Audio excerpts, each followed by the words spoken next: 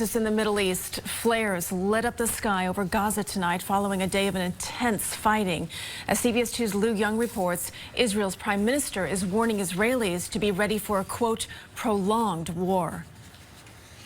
The latest horror from inside Gaza involves the death of 9 children from a round that fell in a playground. The dead include the 10-year-old son of Saleh Elayan, a driver for CBS News. This was his day off. The Israeli military says the round was a misfired Hamas rocket.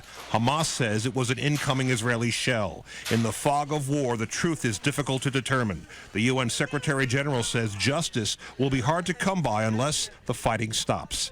More suffering and siege conditions in Gaza will only hurt innocent civilians, further isolate Israel, empower extremists on all sides, and leave our world far less safe. Either way, the grief is unbearable.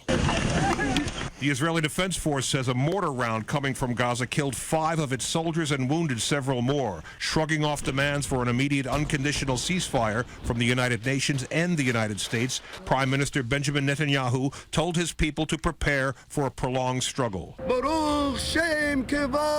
He has support inside Israel and among hawkish Israeli supporters around the world. Thousands demonstrated at the UN today, backing his decision to continue fighting despite the awful cost. We cannot have any ceasefire before Israel gets rid of Hamas's weapons, the tunnels, the rockets, and everything else. Some of the fighting today took place just inside Israel. Hamas fighters using that very tunnel system the Israeli military has vowed to destroy. Maurice? Lou, thank you. Senator Ted Cruz is no longer blocking State Department nominations.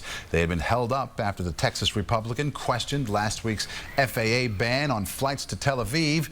Cruz suggested the president was trying to force an economic boycott of Israel.